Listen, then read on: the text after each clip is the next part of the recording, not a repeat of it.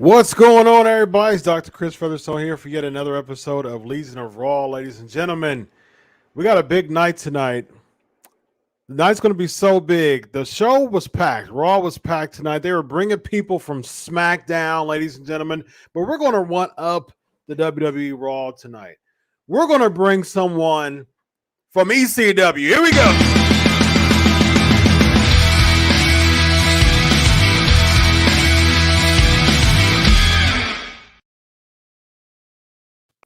Vince Russo, how you doing tonight, my man? I'm from ECW. You gotta come on, man. We gotta get this stick together. Just to answer my question, man. How you doing, Vince? I'm doing Russo? good, bro. I'm doing Here we good. go.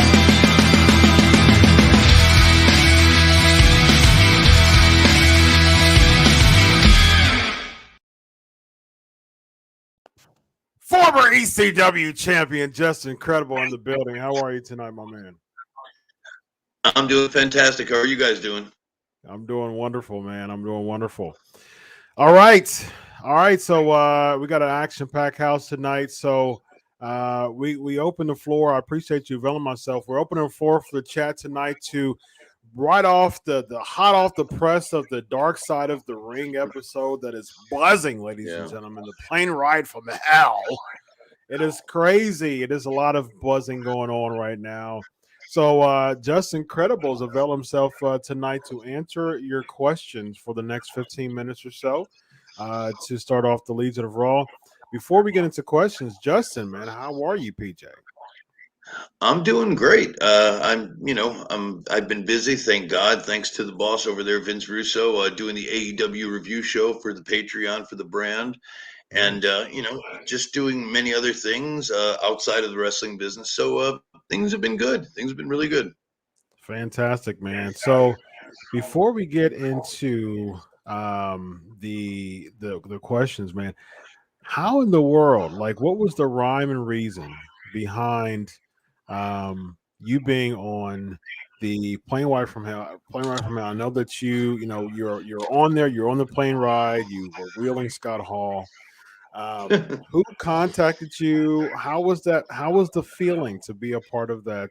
Really, probably the most controversial Dark Side in all 3 seasons, and it's been it's been a buzzing topic, man. How do you feel on the heels of that, man? I mean, it was very out of the blue, quite frankly. The gentleman that produces the show, I think executive produces the show, Evan. His last name escapes me, but he just emailed me one day and was like, "Would you be interested in doing it?" And throughout the years, I've spoken about it on many many interviews, shoot interviews, stuff like that. So to me, I was just like, it was been covered for many, you know what I mean, for many years. So I didn't think it was going to be as impactful as it was. I guess seeing the whole even side of the story, I didn't really know. So but yeah, it started out very, I didn't really think much of it. Well, and then, well, what about the buzz that's come from it, man? And specifically with the Ric Flair stuff and the Scott Hall stuff that you were a part of. That segment you were a part of as well. I mean, it's first of all, you got to keep it into context. I mean, 20 years. I mean, I don't remember, a lot of things that happened 20 minutes ago. So it's a lot of it is just recall, or at this point in my life, I think I just go by what I have said in the past, right? Because, and somebody said, well, Credible's kept his story all those years. And it's like, well, it's not that I kept the story. I really don't have much recall except little memories that I just remember because I've told the story. Because 20 years is a long time to remember something of that nature. So it's a little weird, to be honest, to when it gets magnified to this level. So I didn't think it was going to be something that was taken as seriously, and I'm not saying it shouldn't have been, but I guess sometimes you don't really put much thought into it. But it's all been a bit surreal, and how heavy this episode has become. Mm-hmm. All right, let's get into these questions, man. You ready? Sure. All right. Riju's asking, What do you think? What do you all think? You too, Vince, of Ric Flair's apology. We'll start with Justin. His apology? Yeah, he made an apology. Uh, I guess following the episode about. Do you What know what he happened? said, bro? I Because didn't. I didn't see it either, bro. I didn't I did see not. it. I've heard the Uh, Tommy Dreamer one. I have not heard the Ric Flair one. yeah, there was a information I got with that. If someone can send a link, or I think someone sent me some information, and I can read it. So we'll get back to that. If Hey, you PJ, don't know can I ask you a question go for it, man. Sure. about the plane ride from hell? Bro, like I gotta be honest with you. Like, you know, knowing about this and watching this, I want to ask you this, bro. Bro, in my opinion, this entire situation, I think it starts with The Office. Bro, PJ, when you have an open bar, like, are you what do you think is going to happen with an endless open bar? So, PJ, I want to ask you this question. Bro, if there was a limited amount of liquor, okay, bro, one cart, guys, and when you're through the cart, that's it. Bro, at the end of the day, I'm just being honest with you, PJ, and you can be honest with me. Bro, if it's one cart, once the liquor's gone, it's gone. Bro, the guys at that point are just going to get pilled up and get knocked out, right? Right. Yeah. So, Yeah. I mean, Yeah. I don't know what the Office was thinking by having endless liquor over such a long fight. I mean, bro, in you know, however 45,000 feet, like what the hell do you think is going to happen? I'm going to speculate on this, and this is again what I was saying to Dr. Chris over there. I really don't remember. Somebody said to me afterwards, "You guys were on the runway for a long time prior to the flight taking off. Apparently, suspect whatever they said, like 6-7 hours." And I don't remember that, so I could see somebody thinking it's a good idea to let's keep the boys happy. You know what I'm saying? Let's bring in some, like, I don't, because I didn't even recall being there on the runway that long. I didn't recall that at all. So maybe that was a catalyst for some of the behavior, or I would have loved to have known who made that call, though. That's What I'm saying. I mean, bro, that's a like good one. you tell the boys free liquor. Like, what do you think? I mean, There's not going to be a cap to that. They're going to keep going, no, man. I mean, come on, bro. Like, really? Yeah. All right. Here's the apology from the Nature Boy, big man. Let's see. This is via his Twitter. Every person that I've worked with has said not to post a response, but I've never run from past behaviors before. I'm not going to start now. I want to clarify a few things. About 4 years ago, I gave ESPN full access to my life for a 30 for 30 special. They covered taxes, financial issues, adultery, divorces, the passing of my child, and drinking partying at length. Roy Kampf, desperate to matter for another 15 minutes, did an interview about it this morning. When Roy's lips are moving, he's typically lying, but one part of what he said was the God's honest truth. I've never heard that he had forced someone to touch his genitals. Karpf admitted everything with Rick was that was construed as negative. I tried to address him in 30 for 30. His drinking, his philandering, his adultery, his money problems, there's quite a bit. But never, at least in the people that I spoke to, no one has ever brought up that he would force himself on somebody. Allow my personal life and the lives of my wife and children to be turned upside down for one reason, whether it's good or bad, even the really bad. The truth has to matter, even in wrestling. My issues have been well documented over my 40-year-plus career. The impact of drinking too much, which nearly killed me 5 years ago, has been told time and time and time again. The reason Roy, or anyone else for that matter, never heard stories of me forcing myself on anyone is simple. It never happened. So that's not really an apology, but I guess that's his thoughts on what happened in the buzz to come. Man, not for anything. Like PJ said, bro, it was 20 years ago, number one. Number two, bro, you're going to remember from 20 years ago, drunk off your, you know what? You're going to remember what Right. you did and what you said, drunk out of your skull 20 years ago. I mean, my gosh, bro, come on. Like, Yeah. you know, I mean, PJ can't, Yeah. you know, says he can only recall a few things that I don't know, bro, but you're right, Chris. That's really Well, not an apology. it's not. But to be fair, and this particular trip, because it was a different. There was a different kind of buzz. Everybody was in good spirits, and I purposefully, because this was a flight that we got to choose kind of where we sat on the plane. It wasn't like tickets that were handed out, so like first class is up front. I literally, I was baby, and I'm not going to sugarcoat this because I don't care. I was literally babysitting Scott Hall the whole trip.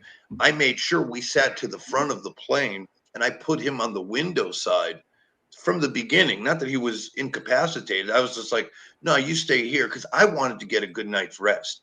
I mean, don't get me wrong. I'm not an angel. I'm not a saint. At that time, I did take pills. I did drink alcohol, quite to abuse. But at that moment, I knew kind of this is not the time, because there was something in the air, right? There was something. It was a very much of a party, Animal House, the movie atmosphere going on, and I kind of knew if I didn't want to get ribbed or my eyebrows shaved off, or because I was still considered, even though I'd been in the business for a long time, still a younger one, younger one of the boys.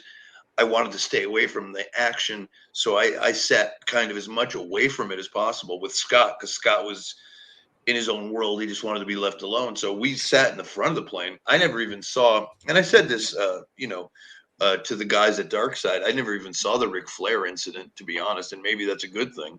But yeah, there was just that kind of thing happening, Yeah. Riju was asking, Coach said that Vince McMahon wasn't on the plane. Is this true? I, there's two incidents that I think keep getting messed up. Again, this is time. It's around the same time, and I keep getting told there was another flight where he wanted to wrestle Kurt Angle, and this was not the said flight. Which again, at this point, I don't even know, to be honest. And that's what we were getting at that a lot, because if we're really going to be honest with one another, is it just recall of stories, or is it actual? Did you see it? Right. I don't remember. And that's not a cop out. I've always been very honest, but I don't know. I know Vince was on the flight, though. If I'm not mistaken, Vince was on this flight, because all the office was, everybody was. It was a pay-per-view on Saturday night. We flew from Heathrow, and we flew into New York for Sunday, because we had to be on Raw Monday. So that would be the travel schedule, heading into that. Derek is asking, is this a reflection of the wrestling business? Is the plane ride?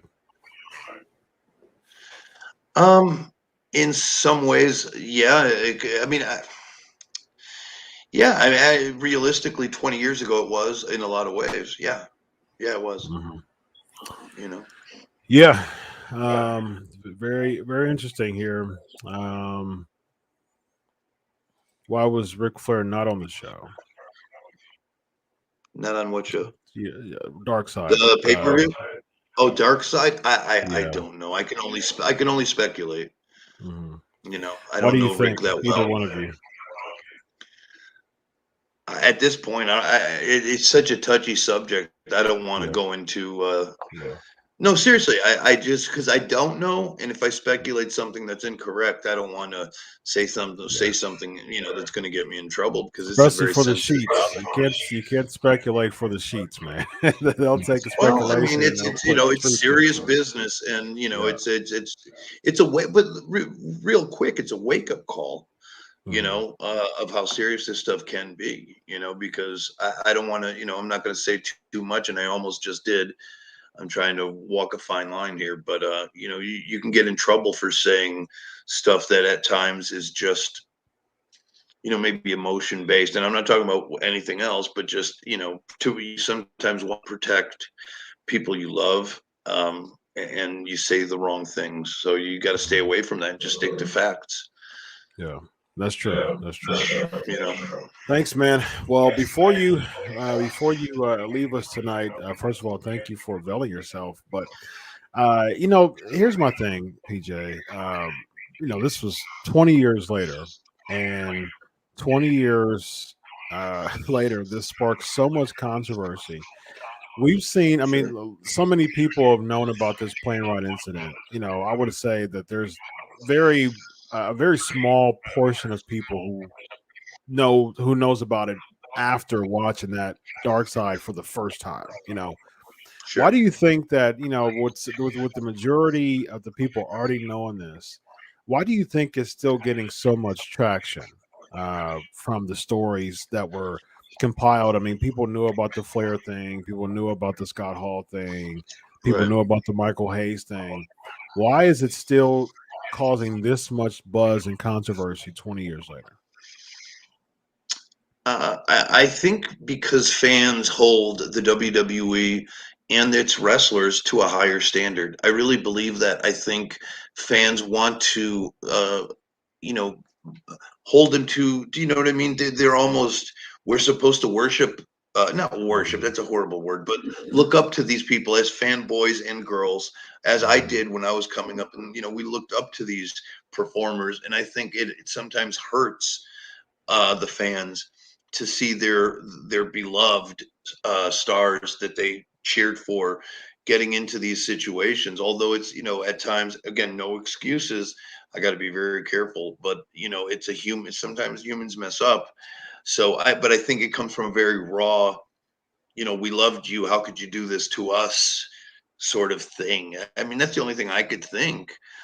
Because one thing I can say is that fans love this business, and the boys and the girls love this business, and sometimes things just go wrong, and and for so long this was kind of put on a back burner and never really discussed to this extent. And obviously there's wounds that never healed, and it's probably something that should have been discussed a long time ago, not wait 20 years where this is all such a blur to everyone really involved. So there's a lot of casualties of war in this, and it's just crazy. I feel bad for everyone, especially that young lady that was in the because one thing I got to say, I never met the stewardess that did this, that was there, that that it happened to, and listening and watching for the first time was very compelling and heartbreaking, because that's what I said. I believe in Dark Side. I was like, I've been married 23 years to my wife. And if that was my wife, I would have been heartbroken and concerned and worried for her, and that's like, or my daughter, if that was my daughter, it's like, so you have those feelings. So it's all a bunch of emotions, and sometimes, it just gets all messed up, and you know what I mean? Yeah. I just wish we would have addressed this sooner, when things would, could have been probably resolved a lot better. Yeah. A couple more questions, and Vince, I'll ask them to you. But Justin, it's been great, man. I appreciate you availing yourself. I know Of course, one thing. always. I try to bring. I'm a psychotherapist, so I try to bring calmness and peace and levity to very tense situations. Okay. So thankfully, you're not a part of the controversy when it comes to Dark Side. As a matter of fact, Justin Credible is the saving grace of Dark Side. He's the one who's wheeling Scott Hall, and because you're the saving grace of Dark Side, Justin Credible, for every show that someone books you for, you have to add another 2 zeros because your stock has risen up the roof. You see, my hand isn't even in the frame right now. That's how much your stock has risen. So for bookers, if you want to book this guy down here, former ECW champion Justin Credible, book him. And hey, look, he's his stock is up, man. So he's adding a couple more zeros. So now it's going to be 6 figures instead of instead of 4. Yeah. So. Well, you're making me blush, so thank you for your kindness. I really appreciate it. Honestly, thank you. My pleasure, man. I mean, Well, give them all that information, PJ, of where they could book you, where they can get a hold of you. Give them all that info, bro. Yep. Absolutely. Absolutely. Please follow me on social media on Twitter and Instagram, both at PJ Polacco. And if you're interested in t-shirts, I have over 20 designs on prowrestlingtees.com/Just Incredible. And I have pre-orders on my brand new book that will be released in November. Go to aldomontoya.com and you can pre-order your book, signed autographed copy, and an Aldo mask. 100 available at this moment. So go and get that and check it out. Ladies and gentlemen, he's the Portuguese man of war. He is. I'm blushing over here. Aldo Montoya, former ECW champion. Yes. 1/3 of the triple threat, ladies and gentlemen. Or the Impact Players with Lance Storm, right? Weren't you part of the triple threat too? Players. Or was it just, or were you never? You were No, never no, it was nope. It was Lance Storm and myself. We were the Impact Players, two-time World Tag Team Champions. Yeah, absolutely. Yes, Yeah.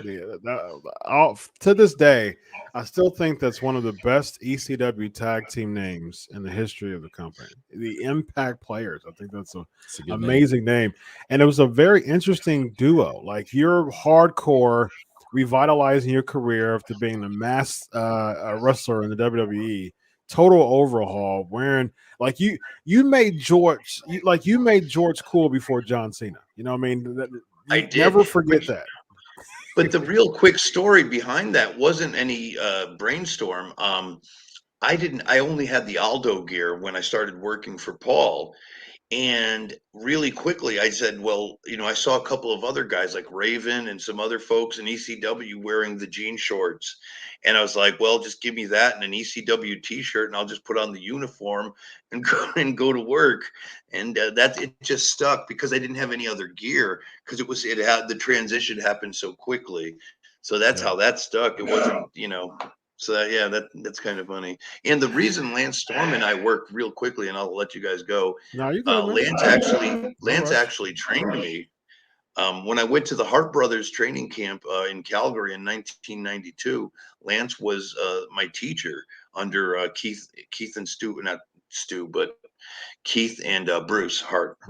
So Lance was the first person I'd ever actually worked with and trained with.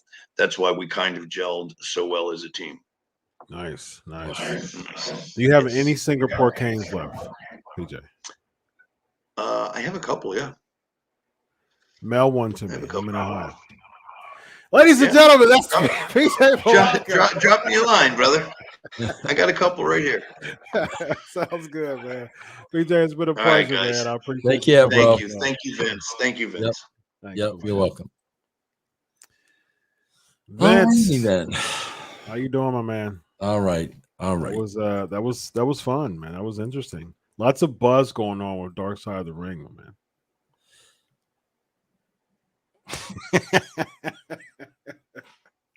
It's a buzz. It's a lot of buzz. Come on, Vince. Dr. Chris. Vince. Bro, this was the wrestling business during that time. Like this was every day. Yeah. Like, bro, I think like with like, bro, I've used this term a lot, the wrestling bubble. Mm-hmm. Okay. And people in the wrestling business tend to live in the bubble, and their norm is not the world's norm. So perfect case in point, bro. When Flair's on that plane, exposing himself, showing that waitress his winky dink, that's Flair's norm. That's the world Ric Flair lives in. But bro, when that comes face to face with the outside world, the stewardess, it's like, what are you doing? What's going, like, it's not normal behavior. Yeah. In the wrestling bubble, bro, that's normal behavior. I've talked about this wrestling bubble for years and years and years. Now, bro, listen, there's no doubt in my mind. Listen, I know Ric Flair. Bro, there's no doubt in my mind. And the woman didn't say this. it's not like he forced himself on the woman, or I don't even want to use those words. That's not what she said. He basically opened his robe up, exposed himself to her in the bubble. Like, that's what he did. And bro, it's like, you heard Tommy Dreamer put it over. That's what he did in the bubble. But now all of a sudden, when that bubble collides with the real world and this stuff takes place, all of a sudden, there is an issue. Bro, the stewardess said they refill that liquor cart three times. She had never done it twice. She says she never done it twice, and they had professional teams on the plane. That's the bubble, bro. That's total acceptable. Bro, think about this. Think about this, Chris. You're the psychologist. Bro, would you want to get drunk out of your skull, drunk 45,000 feet in the air? No. Like, would you, think about that, Chris? Would you ever want to be drunk on an airplane? No. Think about that, bro. No. Right. I mean, a day before your biggest show, which is Raw, you know what I mean? Like, it's just, I mean, talk about hangover city, you know what I mean? Like, it's not good, man. Luke is asking, what are your thoughts on this? Because I know, I respect PJ's approach to this. He didn't want to step on a lot of toes, but I know that you can get to the nitty gritty a little bit more as far as your opinions on things. Why do you think Tommy is getting so much slack, but nothing on Flair or Scott Hall? Well, I don't think that's true at all. I mean, I think Flair is getting a lot of flack. He already lost that advertising deal. That's true. And bro, I'm telling you right now, he was going to AEW. That ain't going to happen now. I Really? mean, bro, come on, with Tony Khan, with what that rapper dude did, and then what Sammy Guevara did. Nick Remember Gage, right during the Donato's commercial. there is a track record of Tony Khan may be a social justice warrior. We don't know. No way. So that cost him AEW, and that cost him the advertising gig. So he paid for it big time. Bro, I'm very surprised with Tommy Dreamer, and I'll tell you why, Chris. I love Tommy, and Tommy has been in management in a lot of companies. Mm-hmm. Tommy understands politics. Tommy also understands the world that we're living in. My thing is, I think Tommy's loyalty to Ric Flair was so great that he decided to go out on the limb for Flair. But Chris, you and I both know, bro, Tommy had to know with what he said, bro, they were going to drag him down the streets. He had to know that. So that's why, bro, there are a lot of wrestlers that are dumb as a box of rocks. Tommy Dreamer's not one of them. Mm-hmm. Tommy Dreamer is a very smart guy. He had to know what the reaction was going to be. But, bro, I think his loyalty was so strong for Ric Flair that he put himself out there. And you have to be really, really careful about what you say, because you've been on documentaries. I mean, they get and I've been on video shoots and things like that. Yep. You say a whole bunch, and they get a little bit of something that cause a lot of buzz. That's what they do. That's what I could tell you as a fact. When I did Brawl for All for Dark Side of the Ring, they took a question they asked me and they put it with my answer to another question. Wow. It wasn't even my answer to that question. And bro, but that's what I'm saying. Tommy knows all this. Right. He knows every trick in the book. You gotta be very careful about that stuff. Oh my gosh, bro. You put yourself in a no-win situation, bro. Yeah, absolutely. I mean, bro, my experience with Dark Side of the Ring was I was like, okay, bro, There's no story here. This was a shoot boxing tournament. Yeah. Like there's no there's no there's no conspiracy. I said so. That's why I did it. Yeah. But what did they do, bro? They Versus tried to Cornette. turn that into a Cornette Vince Russo angle that I had no idea they were going to take it in that direction. But that's why, bro. The gist of that dark side that you were on, like I remember watching it, and it was just like, wait a minute, like, wait, is this the Brawl for All, or is this Russo versus Cornette? Right, Like, exactly. What am I watching here? But bro, here's the problem, Chris. And I had a long talk today with Stevie Richards and Ben Hameen. Here's the problem. Bro, you can't blame the dark side guys. Bro, they're in the television ratings game. They won a season 4. Right. Like so they're going to create this because they want to get paid on a season 4. Yep. But the boys who are supposed to be smarter than the rest of the world, they get trapped into doing a doc. What did you expect was going to come out of this, bro? Yeah, absolutely. And you don't have to go with numbers or anything like that. But do they pay you well to be on that? Oh yeah, no, bro. They paid me. I mean, that's always my first question. Okay, well, what's the compensation? Because I'm not doing this for free because you're making money. Right. So yeah, no, bro. I'll tell you flat out. They came to my house. They spent a couple of hours in my house and they paid me $1,000. Nice. And like I said, to me, it was like, it's the Brawl for All. There's no like something like this, bro. Chris, I'm going to tell you right now, and I've gone on the record saying this before, because that's why, like, bro, this is the world and this is the bubble. Bro, at 4 different times, I've had 4 different females in the business tell me within the business they were raped, they were sexually abused. 4 different women. And I hear their story because I know, bro, keep in mind, man, a lot of them have been living with these stories for years. Yeah.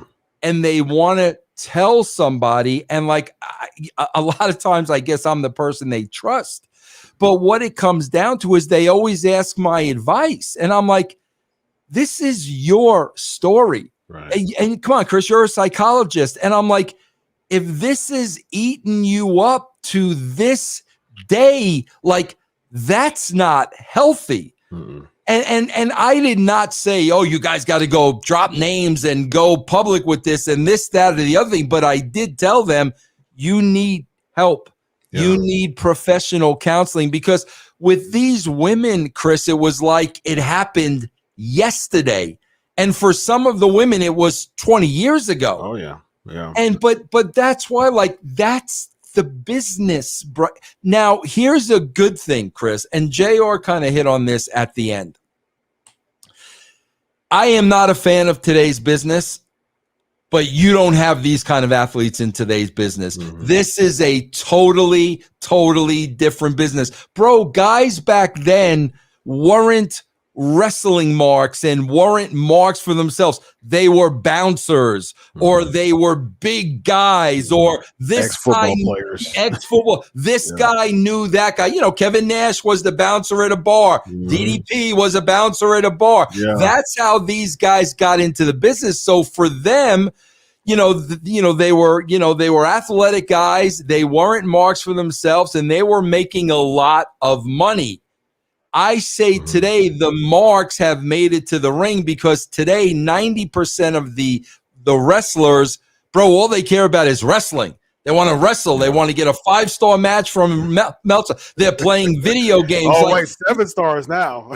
Yes, this is a different animal today than what took place on that plane, and that's a good thing, bro. That is a 100%. Good thing. Yeah. It's like, it was a wrestler that I know. He's been around for a while, and he was talking about time when he went back to the WWE, and he was like, man, before it was just like, there was a lot of things going around, in the locker rooms, if you know what I mean. Now it's just a bunch of people playing video games, and they're like, "Wait a minute, I'm not used to this," So Yeah, that and is that's a good thing. thing. Like That's a very, very, very good thing, bro. Agreed. Well, speaking of good thing, your thoughts, your overall thoughts on Raw, man. Did you think that it was an improvement from the Raws of before, man? Well, there's a hidden message here, Chris. Dr. Chris, this is why you have me on this show. Okay. Because this is the takeaway. Bro, there's no question in my mind. This is the working aspect of people like Vince and people like Bruce and Hayes and Heyman. That working aspect is still there. Mm-hmm. Okay? Because here's what happened tonight. All right. First of all, bro, I'm watching this show, and as soon as Reigns comes out, I'm like, oh, okay, bro, we're finally gonna throw Raw a bone. Yep. I know for a fact USA Network is not happy. There's been a lot of discussions that have not been good. And I think WWE was blowing them off as much as they could, but it got to the point where, okay, we need to throw them a bone. So Roman Reigns is the bone, okay? So now you got USA Network executives all excited and everything. We get Roman Reigns, oh, yeah, like, okay, we finally got them. We finally got him to give in to us, this and that. Yeah. Bro, what's the final picture? The final picture of the show is SmackDown slaying Raw. That's how they get over. That's how they get over on the USA Network. I was thinking the same thing. I'm telling you. I'm Fox. Take that, USA. Bro, that's exactly what happened. And, bro, I guarantee you. So USA Network gets run over by a truck, and they don't even know what hit them. Right. They're still excited that Roman Reigns was on the show. Bro, they made it clear. The last picture you saw was SmackDown up, Raw flat on the ground. Yep. And I look at stuff like that, bro, and unless you know and understand the business, like, that'll go right past you. But that's Vince, Bruce, that's that mindset, bro, in a nutshell. Yeah, bro. Oh, yeah, guys, well, listen, we're going to put Reigns on the show this week. Yep. They're giving each other the behind the scenes. Yeah. And then we get that finish where SmackDown and Fox totally bury Raw in the USA Network. Yeah, and to make things worse, Roman won twice in one night. Right. He won the 6-man in the beginning, and he won the triple threat at the end. So this was a Roman Reigns party here. Like it was all about Fox. So funny, bro. It's so when you know what's going on, it adds such a level to it that it's so entertaining. Yeah. But bro, here's what I did not like, bro. See, like, okay, they've got to get to this 6-man. Okay, bro. Big E just wins the title last week. Yep. So this is what I don't like off the bat. So first of all, he comes out in New Day gear with the other New Day guys. So now he's one of 3. Mm-hmm. And then, bro, they did it this way because they had to get to the 6-man. But the way that this should have been done is they go out to the ring together. Kofi and Woods put him over, and then they leave and they give the ring and the spotlight. That's the way you do it, bro. I know we got to get to the 6-man. Bro, you could have got to the 6-man the same way, bro. And as a matter of fact, you could have got to the 6-way, bro, of let Big E get his stuff out. Let Big E get his stuff out. Then basically, bro, just send Reigns and the Usos. Yeah. Send them, let them talk their crap, but then send New Day back there. You've got to give this guy his moment in the sun. Bro, AEW made the same mistake with CM Punk. CM Punk's cutting up the very first promo in 7 years. Oh, there's Sting and the other guy in the rafters. Darby Allin, do we not even know what a special moment is anymore, bro?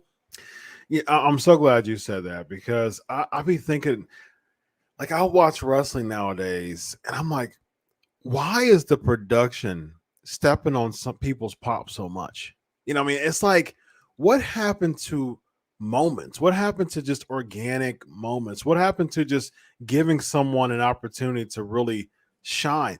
The guy just won his first WWE championship last week. Yep. And now he's 50-50 again because he lost a match. And it's like, how are you building a wrestler who, again, you just won your title and the next week he lost Vince? It's like, where's the buildup here? Where's the moments? Like, the fans are like, and that's the reason why I'm thinking in my head, like, if this was the Attitude Era around your era, it would be someone just winning a title.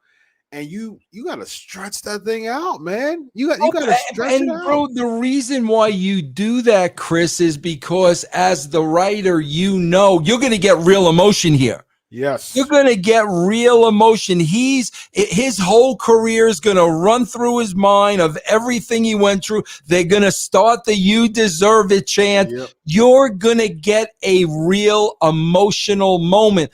But, bro, we sacrificed that moment to get to a wrestling angle. They did the same thing with Punk. What, bro? Emotion is the last thing you want to take out of wrestling because it's so hard to come by. Yes. But Chris, you talk about the 50-50 booking. Bro, look at what they did. Okay, we end last week's show with Lashley losing. So now Lashley comes out in that first segment and he's an animal and he lays everybody out. So now we're even again. Yeah. Okay, we got to make Lashley strong again. Yeah. The show ends and Lashley's on his back again. Yeah. Okay, so next week Lashley's got to beat so we can make it even again. Yeah. It's like, bro, like, gee whiz, man. Like, it just doesn't make sense to me whatsoever. And, people are saying Bobby Lashley lost, but Big E didn't. I mean, that's just, come on. I mean, that's that's just a technicality. Big E lost the match. I mean, the New Day he was a part of the team. He was on the losing team in the beginning of the show, and he was in the match. He did not win the match. He was 0-2 tonight. Technically, if you want to be technical, Big E was 0-2 tonight after winning the championship. So actually, he's like 33-77. Technically, he won 1 out of 3 matches. So he's at 33-66. He's not even 50-50. He's worse. Control, bro. It all comes down to control. Yeah, control. that's what it is. Control. Yeah, and there was so much raw emotion last week, and they're in North Carolina. He doesn't have any ties to North. He's a Floridian. He's from Tampa, Florida. Yep. And if you have that type of raw emotion, I can tell if they were in Tampa, if they're like in his hometown, even in his home state. But he was in North Carolina. He didn't have any ties to them. There was still real emotion. There was still "You deserve a chance" to in North Carolina. And it's like, okay, if you get that type of emotion, you got to stretch that, man. You got to stretch that. We said it last week. He's in the Drew McIntyre spot. Yeah. And 6 months from now, he's going to be in the Drew McIntyre spot. Like, Drew's not even on this show. He wasn't even on the show today. That's going to be Big E 6 months from now. Man. After that, we get, like we talked about, the Bloodline beating the New Day. A week after Big E wins the title, the first match of the show, he loses. His team loses. Bobby Lashley came, he cleaned house on everybody. But then he rants to Pierce and DeVille backstage about being in the triple threat or wanting both of them. Then we get Randy Orton and Riddle, a backstage segment there with the headphones. Real quick, what's your take on Orton and Riddle as far as the tag team division? You know, I mean, bro, my take is, bro, listen, again, I am not a child. I'm sure the kids love Riddle. Okay, I absolutely want. I'm sure Riddle's selling merch. The snake on the board and all the. I get it, but my problem is, bro, I've seen every pre-tape a million times. Yeah. Like, and bro, that's not the only thing on this show we've seen a million times. I mean, this is just reiteration over and over and over and over again. And again, bro, it's like it's very hard to look at this show through our eyes when a lot of this stuff is being written for kids. Yeah. You know, and bro, I'm sure when he started singing Orton's song, kids are laughing at home and laughing with their dads and this and that, and that's what they want. So I'm like, okay, you know, but you know, I'm interested to know what the demographic looks like of people who are under 18. Now, the key demographic is the 18 to 49, but I'm interested to know how many people, you know, under 18 still watches Raw, because you said something really interesting. You said kids watching with their dads. Okay. Back in 1987, you know, 1991, 1994, that was the thing to do. Like you would take your kid to the Dallas Sportatorium during World Class, you know, or Global Championship Wrestling, or Global Wrestling Federation, and you would take them to the Sportatorium, and you'll watch Eric Embry, and you'll watch The Missing Link with Gary Hart, right? You'll watch my boy Rod Price, you know, Hollywood John Tatum, Vince Russo. You'll watch all of them, right? Nowadays, I'm not sure that there's kids watching the show with their dads nowadays. It's a very small percentage. I have to believe with what they put on this show, the WWE believes that. They believe it. Yeah. Yeah, I have to believe the WWE believes that. Doudrop beats Eva Marie one more time, Vince. Bro.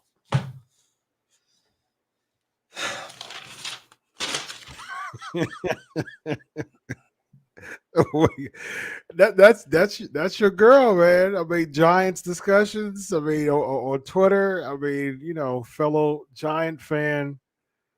They built her so long for so many weeks, and we called it weeks ago. We said that Eva Marie is going to be jobbing out in a very short time, and that's exactly what she's doing right now. Like, what's the end game to this, Vince? She beat her twice in a row. She pinned her 2 weeks in a row. Why do we care about this feud? You know, bro. I'm gonna go to this, Chris. I'm gonna go to this, Chris. When we see the Rocks and the Cenas and the Batistas and the success they've had in mainstream entertainment, bro, there's no doubt in my mind that Eva Marie could not be a Marvel superhero. There's no doubt in my mind. Action movie. She did something with Bruce Willis and action. No doubt in my mind, because I watched clips online and she was good, bro. I swear, I'm almost thinking, does the WWE like start seeing this and then bring her back in the fold to literally knock her down a few more pegs? Wow. Because this is this could be a female superhero. For sure. Yeah. Yeah. And I said this weeks ago, and I said, you know what? I wouldn't even mind if they booked her as a baby face. Like, you know, people are like, I don't know.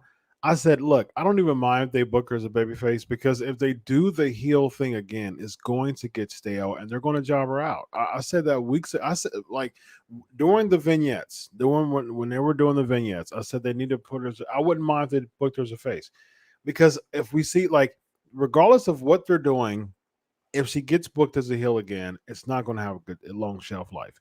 And we're seeing that it doesn't have a long shelf life. She's literally losing to Dewdrop. There's no build, there's no payoff. It's just an episode of Raw twice in a row, and they're not even built like Dewdrop doesn't even feel. I mean, when she was Piper Niven, you know, I mean, she was really good in the UK and things like that. But at the same time, like they're not even building Dewdrop No, like she's somebody. You know what I mean? not Like at all. she's not even being built up.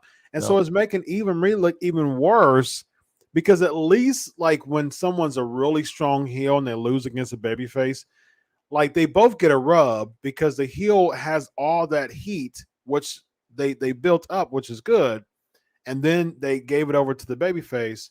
The heels, you know, at the end of the day, the heel makes the babyface look good. The babyface gets the rub. That's Pro Wrestling 101.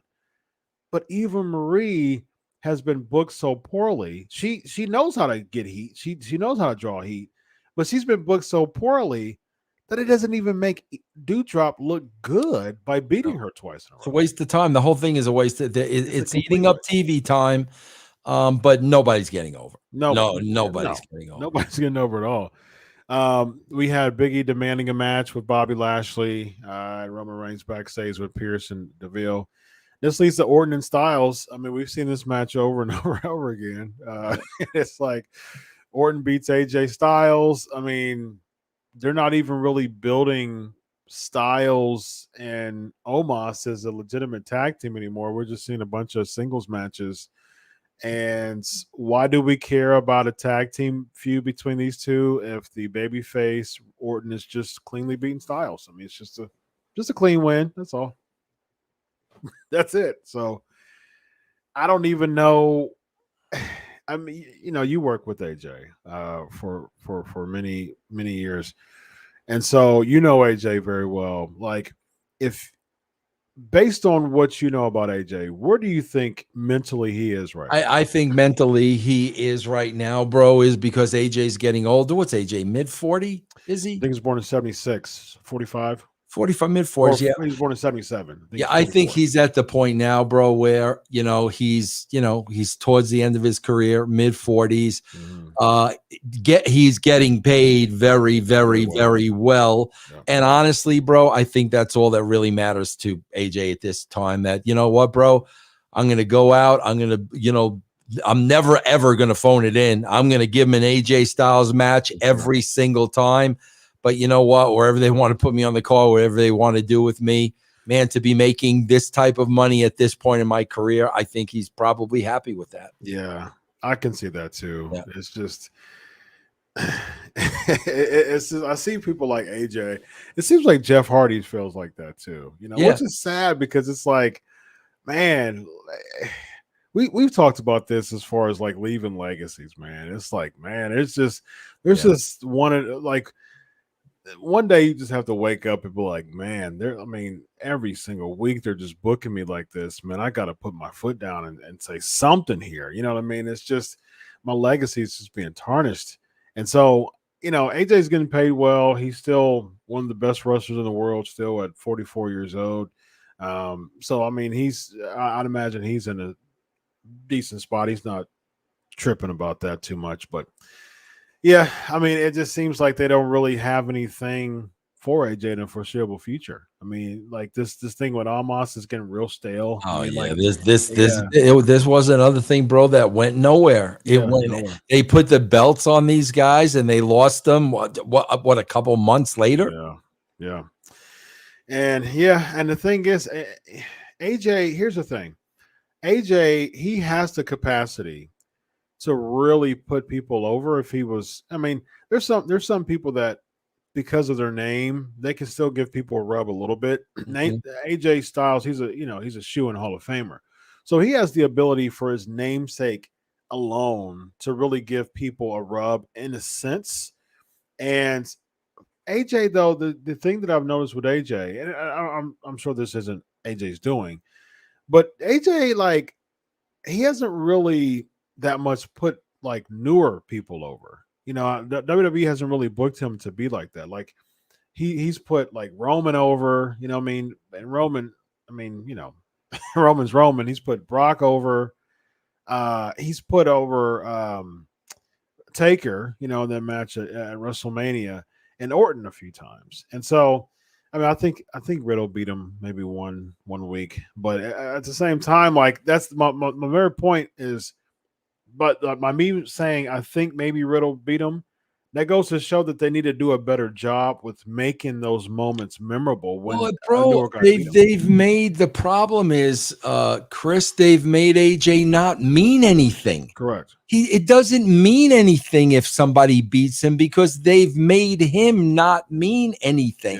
Yeah. Bro, eventually they make everybody not mean anything. Which is very sad. Which is that's not how we got to the dance here. Oh That's my not how God, bro! wrestling was built. When I left the WWE and those guys that I started with, bro, when I left, they all meant more than when I started. I mean, no, we could go down the list from Triple H to Mick to Austin to Crash the Rock. Holly. We've talked about Crash before. Right. From the time I started till the time I left, they meant a lot more. This is the complete opposite. They come in meaning something. Yeah. By the time WWE is done with them, they're just not special anymore. That's so true. When AJ came in, there was so much buzz when he came to Royal Rumble. Yep. Like, I mean, the place went bananas. Yep. He was red hot in New Japan right before. He was like really elevating ROH at the time, being when he was there too. And so away from WWE, he was like one of the hottest names in professional wrestling. And then when he first came, he was feuding with Roman and Jericho, and he was still making some headway. And then like it was just kind of like a downward trajectory, just a real slow decline as far as AJ stock. I mean, he won the title a few times and things like that. His feud with John Cena was a bit of a spark. I think that helped him on SmackDown, and his Taker thing was good too. Taker wanted to work with AJ. That was a pretty cool story behind that. As far as he's one of the safest people in wrestling. He's one of the best wrestlers in the world. He'll protect you. He'll make you look good. That's what he did with Taker. He has that ability. So it has nothing to do with AJ, as we both know. It's just like WWE is just not really making people like AJ Styles, who's a part of the backbone of WWE right now. They're not making him look special. And they should make him look special. If the point is to make newer stars, they have a whole NXT now for that goal. To the whole NXT 2.0 is to make new stars. If you want to do that in the main roster, you got to start having those people like AJ Styles look good. Otherwise you'll just beat Riddle and people will forget about it. And I'm telling you, Chris, what's playing into this too, I think, and we will never know until these guys are no longer, and gals are no longer with the WWE. Bro, I wonder how much this is playing into it as well. Who's vaxxed and who doesn't want to get vaxxed? You've got to ask yourself that question. How much is that playing into what we're seeing? Very interesting. Another match we don't care about. You ready? Shayna Baszler and Nia Jax. What was this? This is Nia Jax for God knows how long, going all the way back to Lana. Yeah. Was supposed to be this she beast. She's shooting on Charlotte Flair 2 weeks ago. Yeah. And now she's screaming like a child. Yeah. Like what? Wait, hold on. So I'm bro, as I'm watching this, I'm trying to understand how they're trying to make me feel. So I'm supposed to be feeling sympathy. Think of how confusing this is, Chris. So now I'm supposed to be feeling sympathy on the girl that put Lana through a table 18 times, that shot on Charlotte Flair. I'm supposed to feel sympathy for her. Meanwhile, Shayna Baszler is viciously breaking her arm, stomping on her arm, and then 2 seconds later, she's feeling bad about what? Like I swear, Chris, you're the psychologist. I'm watching this and I'm trying to figure out what emotion are you trying to get out of me? Whose side do you want me to be on? Why would that girl do all that if she's going to feel bad about it 3 seconds? Chris, that's part of writing. Yes. When we're writing, we want you to feel this way about Austin and this way about Mick and this way. I don't know how you want me to feel here. Yeah. It closes the book. It doesn't make me want to read the next chapter. It's like if I'm reading a book and I'm just like I'm flipping through the pages and I'm just so confused, you know. Yeah, I know. Yes. I'm closing the book, man. I'm like, yes, bro. This happens to me so many times when I'll put a movie or something on Netflix and you lose me in the first 5 minutes. Yeah. You're exactly right. That's what this is. I don't know what you're trying to tell me. Exactly. It's like, okay, so you have heel versus heel. No one likes either one of them. They've been beefing and one-upping each other. So this leads into some payoff match between two heels that no one likes or cares about. One's the big Nia, the big beast, she beast. I like that term that you said. She beast. She's like trouncing the MMA player, the ex-MMA fighter. That's how easy it was. I could just scoop you up real quick and put you in a Samoan drop. And the fans were just like, oh, I mean, okay, and so the MMA fighter kicks the other bad gal, but she's a bad gal too. And then she ends up choking out the real beastly bad gal. And then she continues to beat up the bad gal that people don't like. But she's a bad girl now, so I don't like her now, but she's crying at the end. Chris, I'm going to make the perfect scenario here, and I'm going to put over somebody else who's on Sportskeeda.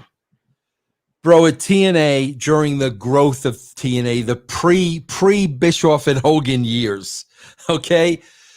Bro, I had my projects like with the girls, like the Beautiful People was like a Vince Russo creation, okay? However, Dutch had a great, like the women's division was Dutch's baby. Dutch had a great influence over, Gail Kim and all those girls. Bingo. Bro, think about Dutch booked everything Kong did. Dutch did that. Nice. Think about Dutch booking Kong like you saw Nia. Think about that. I can't imagine what Dutch is thinking watching Nia Jax. Could you imagine Kong? You got this killer, and then a year in, she's screaming like a third grader. Dutch had to be watching. Yeah, think about Awesome Kong selling like that, bro. That's a good point. Yeah. What the heck, man? You can't unring that bell, Vince. Like no. 3 years from now, 4 years from now, you can't unring that bell. You're going to be thinking of screaming Nia Jax from now on. And bro, I'm going to give you this too. You ready? I'm going to give you this too. Yes. I think it was about time for that. Get Joey in here. Time out, Joey. Time out, Joey. Bro, there's always that side of me like, okay, I'm looking at this and like, okay, this is the most ridiculous thing I'm seeing. So what's really going on here? Bro, you know what I took away from this that I felt what was really going on? What's that? I felt that Nia Jax did not like the arm and the selling and the this and the that. And you know what wrestlers usually do when they don't like something? Overemphasize. Oh my, yes. Like Michaels and Hogan. Bro, she was doing this to the point where I'm like, okay, bro, now she's sticking it up the offices. You know what? I'm telling you, bro. She was squealing like a pig. I'm telling you, bro, that's what happened. I'm telling you, bro, that's what happened. She didn't like it. She let them know she didn't like it. They gave her the old, well, this is what Vince wants. Yeah. And she did it so over the top, bro. I'm You telling want you. me to put it over? I'll put it over. Yeah, all I'm right? telling you, bro, that's how it works. And I think that's what happened here. And here's the thing: if I was Nia Jax and I was told that I had to do this, I'd do the same thing. Like, Yeah. I'm telling you, kudos to bro, Nia for that. That's man. the game. That's the game they play. So now, bro, here's what happens now. Now, Bruce, they're sitting at the Gorilla. Now they know she's one-upping them. Yeah. So now they got to one-up her next Yeah. week. So That's how this works, bro. Wow. Petty City, ladies and gentlemen. Petty City. Another match we don't care about, Humberto Carrillo, who's now a heel. It's just out of nowhere. There's no rhyme, no reason, there's no build. All of a sudden, hey, I got my cousin over here. So because my cousin, it's like he just saw him in the back one day and he was just trying to go, he was walking with Kata. Hey, Angel, you work here? Yeah, I work. Yeah. Are you with a former team? Okay, Bro, sweet. what are the odds that of Vega, what's her name, is going to be managing them next week on the show? What are the odds of that happening, bro? What are the odds?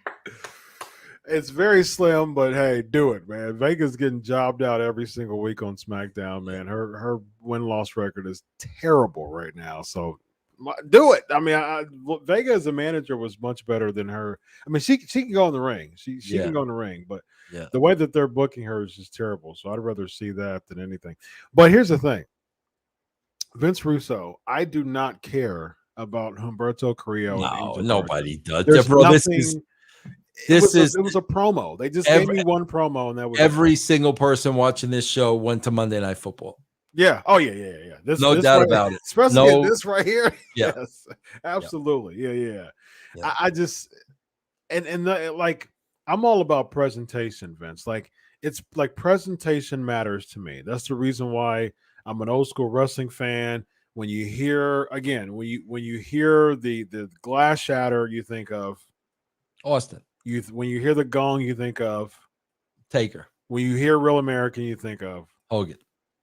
When you hear Pomp and Circumstance, you think of Savage. Presentation. Yep. Presentation matters, Vince. Absolutely, and so, bro. Carrillo and Garza comes out to some generic music with some random purple tights and say, "Oh, we're cousins," and somehow that presentation is supposed to say, "Yeah, care about us."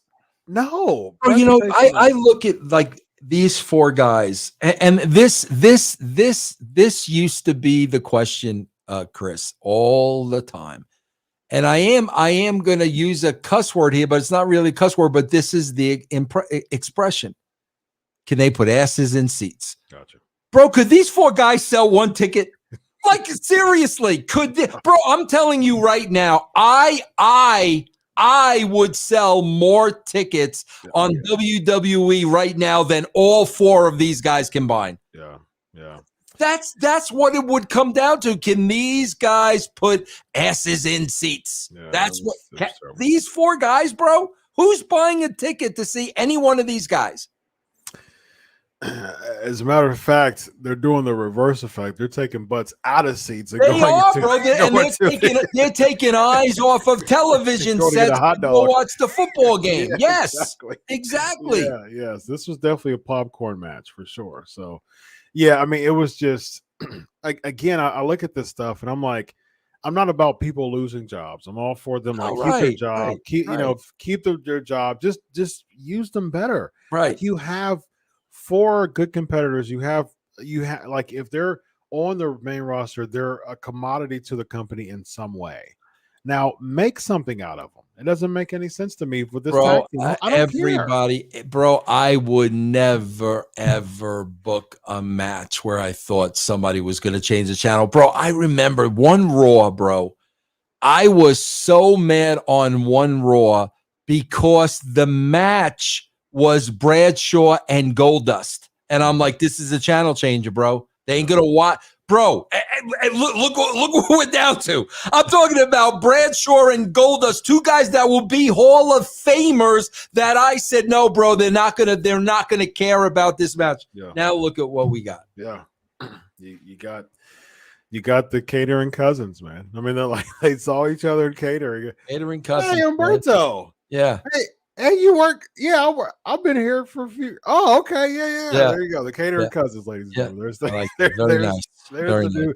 There's a new gimmick. We went from the Bouncies to the catering cousins of Vince Russo. So there we go. We make gimmicks into gimmick aid. So hashtag catering cousins, everybody. So that's another catering cousins. Yes.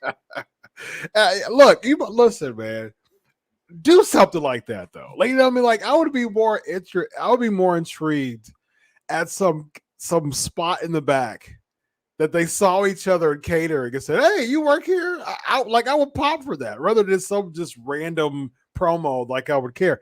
I would care about the catering cousins. I would think that it was crazy, but I think I would care about. I'll go one step further. Catering cousins reminds me of there used to be a Elvis Presley tune called "Kissing Cousins." Okay, they could be the kissing. Everybody they greet in the back, they kiss on both sides of the cheek. Everybody, bro, no matter who it is, they go to catering, they kiss the caterer, they kiss the ring crew, no matter who it is. Kissing cousins, catering cousins, give us something, bro.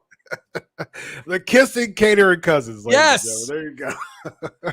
Do it. Book it, Vince. We get a Karrion Kross vignette, ladies and gentlemen. Derek is asking, did we find a name for his fans? I got like one or two suggestions. So give us more suggestions. Give us another week as far as what y'all want to be called. Hashtag y'all remember what the hashtag was? I don't remember what it was. LOR gang. That's what it was. LOR gang. Hashtag LOR gang. So hashtag that. Give us a name of what y'all want to be as far as the chat, the chat family. What do y'all want to be named? Give us that throughout the week, and I have to look at the other ones. There were some people who had the hashtag. Next, we get after the kissing catering cousins. We get a Karrion Kross vignette. At least he wasn't backstage this time in crate. Supporting the crate challenge. Maybe they listened to the show. Yeah, absolutely.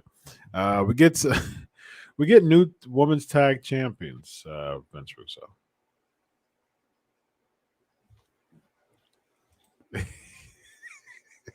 Bro, this may be the biggest timeout since we've been doing the show. Okay, bro. This is your Sportskeeda clip of the week. Okay, here we go. Yeah. Time out, Joey. Time out, Joey. Bro, let me explain something. Mm-hmm. I worked for these people. Yes. Nothing gets past me. Correct. Nothing gets past me. Okay? Bro, what's the talk of the wrestling world right now? Who did we just have on the show? Yeah. Dark Side. Yeah. Dark side of wrestling, the plane ride from hell is the talk of the wrestling world. Yeah. What do they do? Bro, what do they do? Connor's Cure. Yeah. Bro, come on. Can we be any more blatantly obvious? Like, do you think we're some kind of morons, bro? They're getting ripped through the gutter with Flair and the plane ride from hell, and everybody's talking about it, and the two baby faces come out and talk about my God, bro! This match goes out to Connor's Cure. I mean, of course, we love Connor's Cure. We love the no. This has nothing to do with that. Bro, please. It is so blatant, bro. Like, come on, bro. And I was looking at it like, do you think the Rhea like forgot her lines? Because like. Oh yeah, Nikki was feeding them to her. Yeah, she definitely did. Yeah, she definitely did. Yeah, she was looking over it like she was pretending like she was emotional about it and doing the sniff job. You know, like doing the sniff, you know. and then Nikki was she was feeding her the lines, man. And I was, this goes out. This goes out to Connor's Cure. And I was thinking in my head, like, Bro, they're so blatant. Like they think people are just so stupid and naive, man. Yeah. And that's another thing we were talking about today on the show, and I do with Stevie and Ben. It's like, bro, how does Vince McMahon not address this? Yeah. Bro, here's a 76-year-old man. Okay, you've got JR all over this documentary taking all the heat. Mhm. Guess what, bro? It's not JR's company. Right. And JR took all the heat. Yeah. Bro, you got a 76-year-old man now. Everybody's watching this. Everybody's seeing it, right? Bro, how do you not make a comment saying, you know what? Looking back at that incident, I, as the owner of the company, I was embarrassed. Yeah. I made a lot of mistakes that night. A lot of those things should have never happened. It's on me. Yeah. We learned from that and moved on. But see, bro, their mentality is people are going to watch this, make a big deal out of it, and 3 days from now, it'll be something else, and they'll just sweep this under the rug and forget about it. Yeah. But I'm like, how do you not address that show? Yeah. It's just something that, Vince is just going to really have to get to the point where he just take ownership, and quit having scapegoats so much. Like now Nick Khan's a scapegoat as far as the ratings. Bro, I'm telling you, I think that, they contacted me about this Netflix documentary on Vince that they want me to be in. Mm-hmm. And, bro, I just have a feeling that it's 76 years old. This is the piece that's going to make him look like the biggest baby face on the planet. Wow. I really, really, really believe that. And it's like, bro, listen, I said it, Chris, when PJ was on the show. Bro, when you're making the call to have endless alcohol, at that point, you're responsible. Yeah. And I understand what PJ's saying, bro. The boys are on the runway. We've got to do. I understand. I see all that happening. Yeah. But it's like at the end of the day, like you've got to take ownership of that and say exactly what PJ said, bro. We were on the runway for 8 hours. We wanted to keep the boys happy. Yeah. Perhaps we made a bad call. Yeah. Well, that's all you have to say. Yeah. Yep, and people respect people who takes ownership. Yes, so good or bad, right? Exactly. And bro, bro, we all make mistakes. 100%. I mean, everybody makes mistakes. There's not, bro. You've got to make mistakes to grow and learn.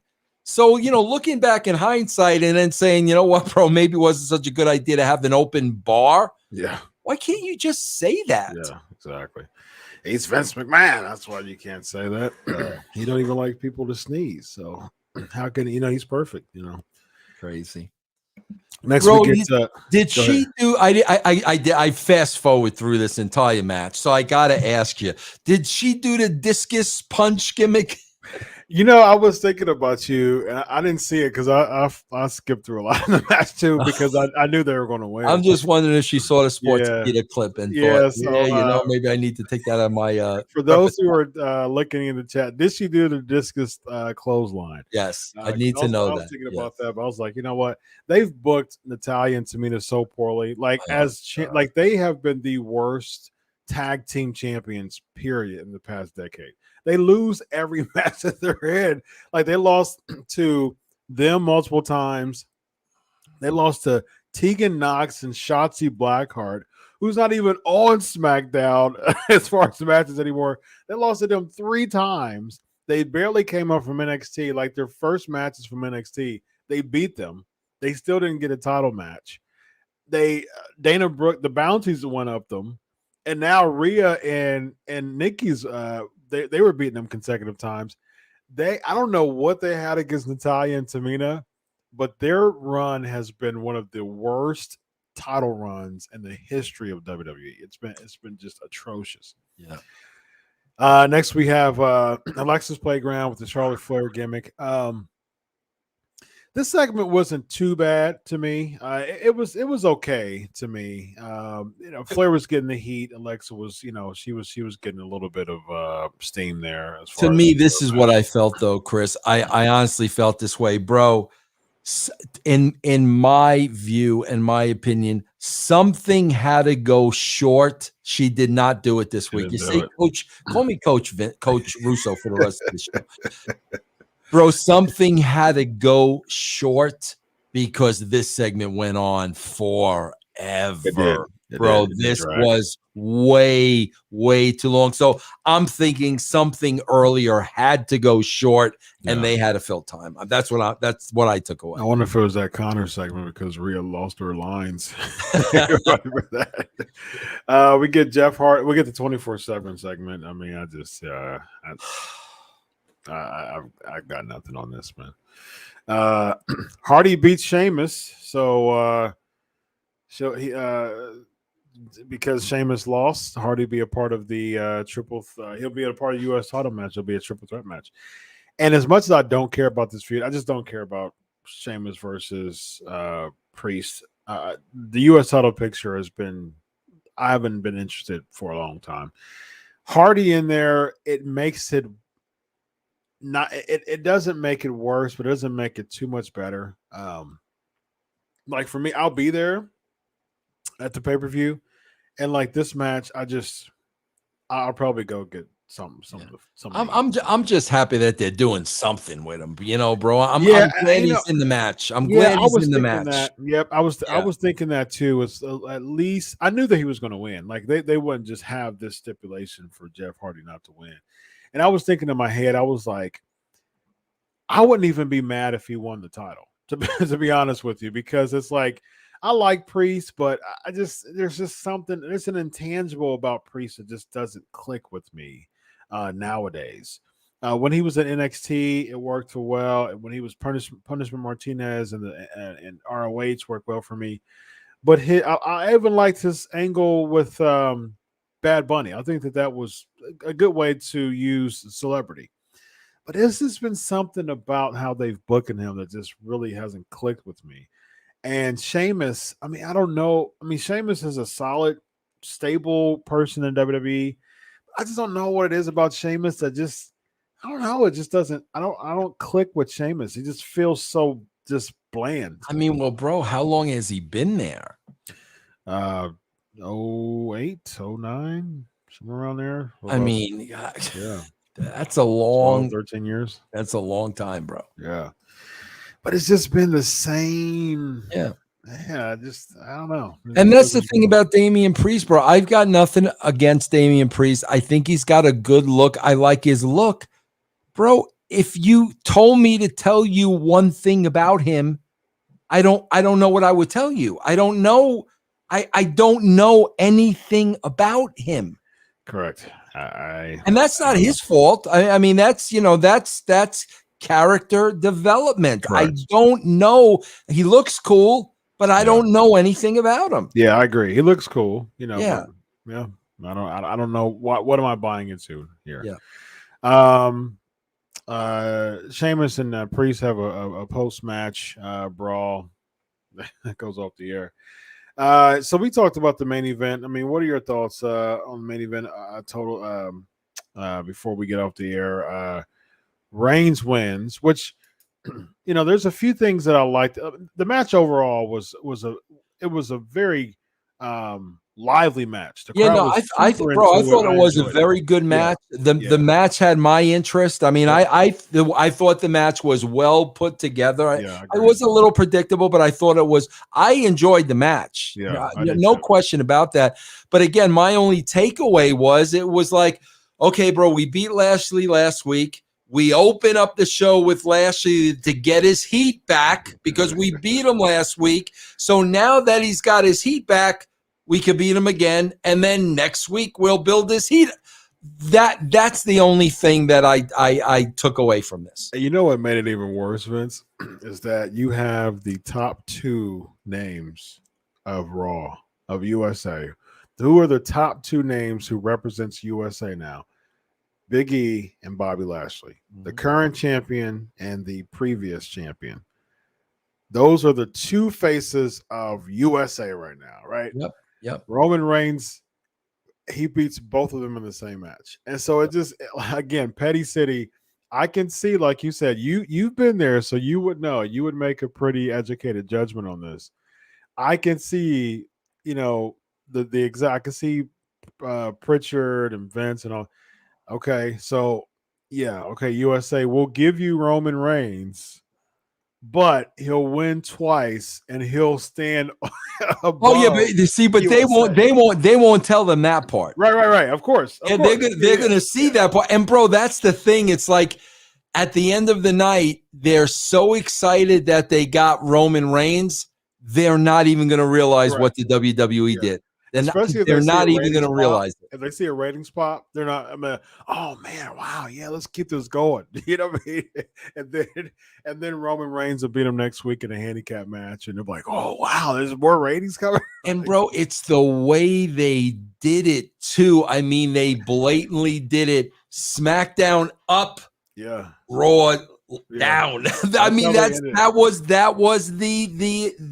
the shot. Yeah, that was it. And I didn't like that. I didn't like that because the person that was down was the champion, the person who won the title last week. I would rather, I'd rather neither of them because they're like Lashley's getting the Drew treatment now with consecutive losses and starting to gradually decline as far as the stock is concerned. But I would rather it to be, if I had to choose one, I'd rather for it to be Lashley.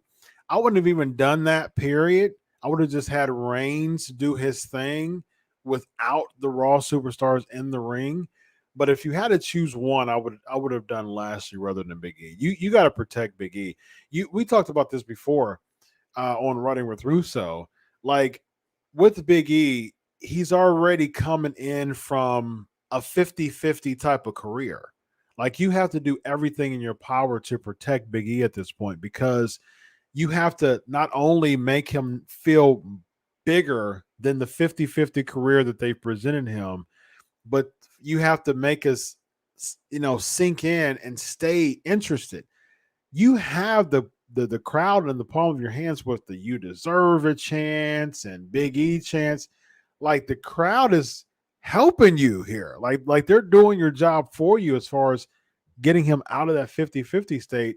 But what do you do with the head start that you have from the crowd? You put him right back to that 50-50 state. That's just poor booking to me. Chris, the show goes off the air last week with Big E winning the title, and there was good energy. Yep.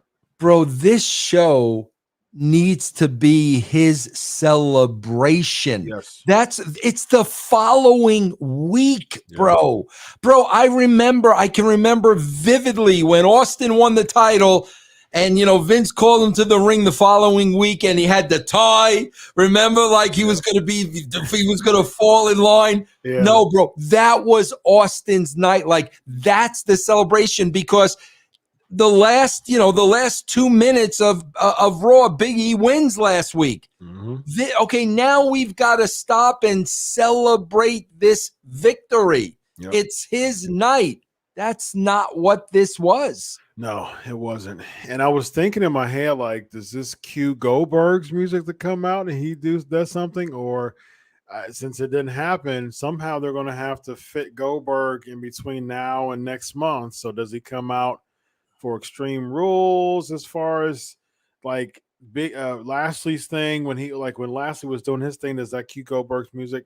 And then they're trying to do Finn, and Roman, that cue Finn's music. Like we really didn't get any like type of angles from this. We just got popping a rating or attempting to pop a rating for USA, throwing them a bone, and at the end of the day, Roman's on top. He's on top. Think about what you just said, Chris, which I did not even realize until you said it. Okay. I think it was 2 weeks ago, where we saw the Goldberg interview where he was gonna rip out Bobby Lashley's heart or something, His right? soul, yeah. And that's going to Saudi Arabia, right? Yep. So, bro, Lashley loses the next 2 weeks in a row, Yep. and they never even use Goldberg Yep. to be the out Yep. of why he lost. Wow, I didn't even realize that, bro. Yep. And so it's like Saudi, they play to the baby faces. I mean, that's what they do at Saudi. And so I don't see Lashley winning against Goldberg. And so again, like you have somebody here with Lashley, and you like he's a downward trajectory because of how you're booking his character. Like you said, character development, make us care. Otherwise, it's going to continue to go down. Like you're having all these competitors, like I told you before, the whole Minions thing, like before the bad guy, in typical, video games or comic show or comic books or any type of movies or television, you have like a bunch of minions coming into fight in front of the big bad guy, first of all. And so you keep fighting through, like this, like the Batman thing, you know what I mean? Like you do a Batman show, so you have a bunch of people running in before you get to the big bad guy. A bunch of people running in before. Like Raw and pro wrestling feels like all are the minions. Like there's no like big bad guy in the back because there's nobody who's been built like just a larger than life big bad guy. Everybody's just within the minion land. It just everybody feels the same. So I just really think it's like, man, like, is it the creative? Is it just the lack of character development? What are the reasons why people don't feel larger than life, Vince? Bro, I'm like, it's like I'm just like I'm sitting here like as you're talking, and I'm like, bro, whatever happened to like the guy under the ring? Yeah. Like what if all of a sudden we've got this three-way, and all of a sudden, bro, Lashley's on the outside, and we see him get drug under the ring and rolled out a bloody mess. Yeah. And then it's the Goldberg. Like, what happened to stuff like that? Yeah. I don't know what you gotta, bro. You've got to put all these pieces together. Mm-hmm. This is a guy. This is Big Bad Goldberg. Think about it, bro. Put this in its proper context. Big Bad Goldberg 2 weeks ago. What did he say? He's gonna rip his heart out or rip his heart. Heart or soul. Or okay. Well, where have you been the last 2 weeks? Yeah. Well, like what exactly are you waiting for to do this? So what's happening is you're not covering Goldberg. So now, well, I guess Goldberg is full of you know what? Yeah. He's a lot of talk. He's a lot of talk in a badge, but he ain't doing nothing. And if I have two sons, like if someone speared my son, yes. I'm not going to like wait a few weeks to like get retribution. No. You're going to go. You're good, bro. You know where you're going to go? You're going to go to the guy's job. Yes. You're going to go to the guy's job. Yes. That's what I'm saying, bro. And that answers your question. Yeah. Nobody's being protected, bro. So now what does Goldberg look like? He looks like he's supposed to be the baby face, and he's the guy talking the good game and not doing anything. Nothing. I told you on this show before, like, Bret Hart was the one that taught me every promo Bret cut. When he knew he was doing the job, he never said he was going to win. When he knew he was going over, he would guarantee victory. So this is Goldberg making a statement, and he's not delivering it. Yeah. Yikes. Well, one thing we do know that is total delivery is channel attitude. So Vince Russo, let them know about channel attitude. Well, we are, Chris. It's in the beta stages, so it keeps getting pulled back into beta when we put it out there and test it and back into beta. So we're not fully up yet, but I'm hoping by this time next week I'll be able to give all the details and we'll be good to go. Nice. In the meantime, find you at. In the meantime, I would just go to my Patreon. Just go to patreon.com. /Russo TWC. That's where you can go now. Nice. Russo, it's always a pleasure. Great chat tonight. Big shout out to Just Incredible PJ Polanco for opening the show. Talk about some dark side of the ring, Plane Ride from Hell episode. This is the Legion of Raw. He's Vince Russo. I'm Dr. Chris Featherstone, ladies and gentlemen. And until next week, oh, what a rush.